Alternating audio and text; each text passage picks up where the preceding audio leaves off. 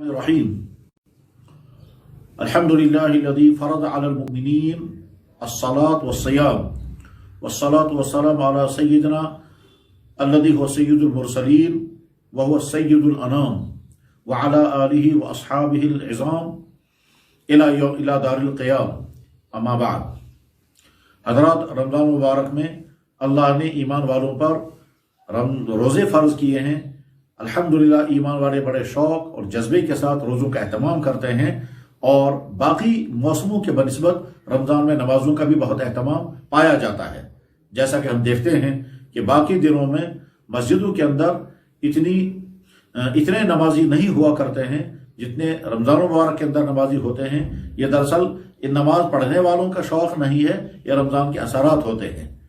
کبھی تو انسان اپنے جذبے سے عمل کرتا ہے چاہے ماحول کیسا بھی ہو، اور کبھی ماحول انسان کو کرا دیتا ہے۔ رمضان چونکہ برکتوں کا مہینہ ہے، اس کے اثرات پوری سوسائٹی پر پڑتے ہیں، اس لیے وہ بھائی کہ جو باقی دنوں میں نمازوں میں کوتاہیاں کرتے ہیں، رمضان میں وہ بھی کوشش کرتے ہیں کہ کم سے کم اس مہینے میں تو ہم نماز اہتمام سے پڑھیں۔ بلکہ بعض دفعہ تو بہت غمناک منظر یہ دیکھنے کو ملتا ہے کہ رمضان مبارک میں مسجدیں آباد ہوتی ہیں، اور جو ہی عید کی نماز ہو جاتی ہے اور عید کے دن ظہر کی نماز کے بعد اچانک ماحول بدل جاتا ہے، اور وہی چند متعینہ افراد جو نماز پڑھنے کے لیے آیا کرتے تھے پہلے، بس اتنے ہی افراد ہوتے ہیں، باقی تمام وہ نمازی غائب ہو جاتے ہیں، وہ رمضانی نمازی ہیں۔ بہرحال رمضان مبارک میں نمازوں کے اوقات کے سلسلے میں چند گزارشات ہیں۔ پہلی بات یہ ہے کہ رمضان کے علاوہ فجر کی جماعت دیر سے پڑھنا افضل ہے، تاکہ زیادہ سے زیادہ لوگ جماعت میں شامل ہو سکیں، اور اس کے لیے حدیث مبارک ہے، اللہ کے نبی علیہ الصلوۃ والسلام کا مبارک ارشاد ہے، اسفروا بالفجر فإنه اعظم للأجر، فجر کی نماز کو روشنی آنے کے بعد پڑھو، اجر زیادہ ہوگا۔ یہ حدیث ترمذی شریف میں موجود ہے۔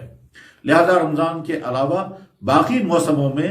فجر کی نماز طلوع آفتاب سے 25 یا 30 منٹ پہلے کھڑی کی جاتی ہے، اور مصنون قرات کے ساتھ نماز ادا ہو جاتی ہے۔ عام طور پر جب یہ پوچھا جاتا ہے کہ فجر کی جماعت کب پڑھی جائے، تو اس کا جواب احادیث اور فقہاء کرام کی آراء کی روشنی میں یہ ہے کہ طلوع آفتاب سے نصف گھنٹہ پہلے فجر کی جماعت کھڑی کرنی چاہیے، اور اس طرح سے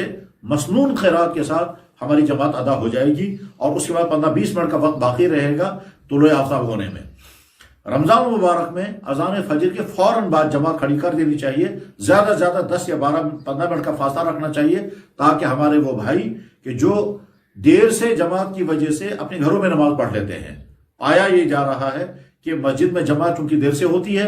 اذان فجر کے بعد آدھ پون گھنٹے تک لوگ انتظار کرتے ہیں، اور ہمارے بہت سارے بھائی جو اپنے کلمات پڑھتے ہیں اور دعاؤں میں مشغول رہتے ہیں، کچھ تلاوت کرتے ہیں، لیکن بہت سارے افراد جو ہیں وہ یہ سوچ کر کہ جماعت دیر سے ہوگی اور سحری کی وجہ سے اور آگے جاگنے کی وجہ سے ان کو جلدی رہتی ہے، تو وہ اپنے گھروں میں ہی فجر کی نماز پڑھ لیتے ہیں اور پڑھنے کے بعد آرام کرتے ہیں۔ اس لیے مسجد کے منتظمین اور مسجد کے ائمہ حضرات اگر رمضان مبارک میں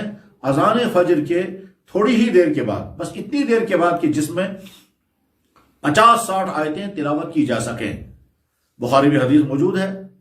کہ جناب رسول اکرم صلی اللہ علیہ وسلم فجر کی اذان کے بعد سنتیں پڑھ کر کے اتنی دیر وقفہ فرماتے تھے جس میں 50-60 آیتیں تلاوت کی جا سکیں، اور ظاہر یہ 5 سے لے کر 10 منٹ تک ہو جائیں گی۔ تو اتنا وقفہ کرنے کے بعد بھی جماعت کھڑی ہو جاتی تھی۔ متعدد حدیثیں تمام حدیث کتابوں میں موجود ہیں، خود بخاری شریف میں بھی حدیث موجود ہیں۔ لہذا رمضان مبارک میں فجر کی نماز جلد رکھی جائے، اس کے نتیجے میں محلے کے تمام نمازی جماعت میں شامل ہو سکیں گے، اور یہ کوتاہی نہیں ہوگی کہ مسجد کے اندر دیر سے نماز رکھی گئی، محلے کے بہت سارے لوگ جو ہے وہ مسجد میں آ ہی نہیں پا رہے ہیں۔ دوسری نماز جس میں وقت کے اندر توسیع برتنی چاہیے وہ ہے مغرب کی نماز کا وقت۔ عام دنوں میں مغرب کی اذان کے فوراً بعد جماعت کھڑی ہو جاتی ہے، اور چونکہ مغرب کی نماز میں اذان کے بعد کوئی سنت بھی نہیں ہے، اس لیے اذان ہوئی اور ادھر سے جماعت کھڑی ہو جاتی ہے۔ رمضان مبارک میں چونکہ افطار کرنا ہوتا ہے، اس لیے اذان کے دوران لوگ افطار کرتے ہیں، اذان کے بعد بھی 5-7 منٹ کا انتظار کرنا چاہیے، تاکہ گھروں میں جو ہمارے بھائی افطار کرتے ہیں وہ بھی مسجد میں شامل ہو سکے۔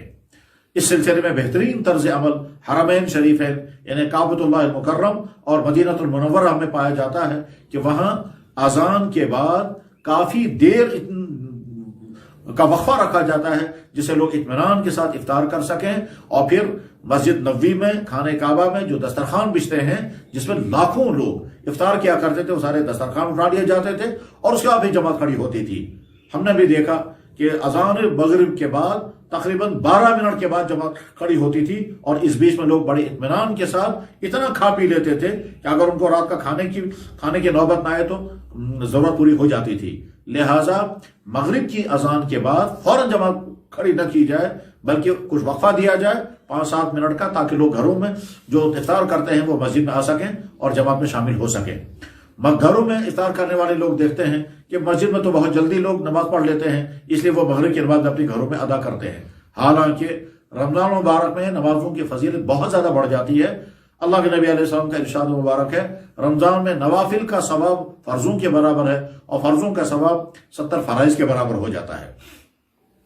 دیکھا یہ بھی گیا کہ مسجد میں جلدی جماعت کھڑی ہوتی ہے، بعض لوگوں کے منہ میں کھجوریں ہوتی ہیں اور ادھر سے جماعت کھڑی ہو جاتی ہے، وہ گٹھلیاں پھینکتے رہتے ہیں اور چباتے رہیں گے اور نماز میں کھڑے ہو جاتے ہیں۔ یہ کوتاہی نہیں ہونی چاہیے، وقفہ دیا جائے، کوئی حرج نہیں وقفہ دینے میں، اور اتنے چند منٹ کا وقفہ دینے کی وجہ سے آپ کی نماز میں کوئی مذاکرہ، کوئی حرج نہیں ہوگا۔ پھر جب اطمینان کے ساتھ آدمی تھوڑا سا کچھ کھا پی لے، یعنی افطار کر لے، اس میں کھجوریں، کچھ پھل، پانی پی لیا، تو مغرب کی نماز اطمینان کے ساتھ پڑھی جا سکے گی۔ ورنہ ایک آدھ کھجور سے افطار کر لیا اور بھوک کا تقاضا برقرار ہے تو مغرب کی نماز میں بھی عجلت رہتی ہے، اور اگر امام نے ذرا سے لمبا کر لیا تو نمازوں کو بوجھ پڑ جاتا ہے۔ لہذا مغرب کی نماز کے وقت میں اہتمام کیا جائے کہ تھوڑا سا وقفہ دیں تاکہ لوگ افطار کر کے اپنے گھروں سے مسجد میں شامل ہو سکیں، اور جو حضرات مسجدوں میں افطار کرتے ہیں وہ بھی اطمینان کے ساتھ دسترخوان اٹھا کر کے اور اپنے منہ کو صاف کر کے بھی جماعت میں شامل ہو سکیں۔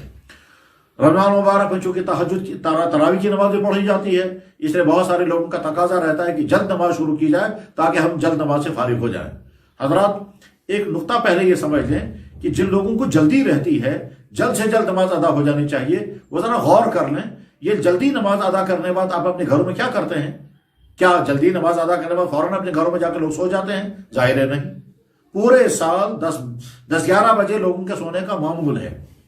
رمضان مبارک بھی وہی 10 ساڑھے 10 بجے تک تراویح سے لوگ فارغ ہو جائیں گے، تو 10 بجے تک آج کل تقریباً 8:30 بجے عشاء کی نماز کا وقت شروع ہو جاتا ہے۔ 8:30 بجے اگر نماز عشاء کا وقت شروع ہو رہا ہے، 10 بجے تک یقیناً لوگ فارغ ہو جائیں گے، 20 رکعت تراویح اطمینان سے پڑھ کر کے فارغ ہو جائیں گے۔ تو اب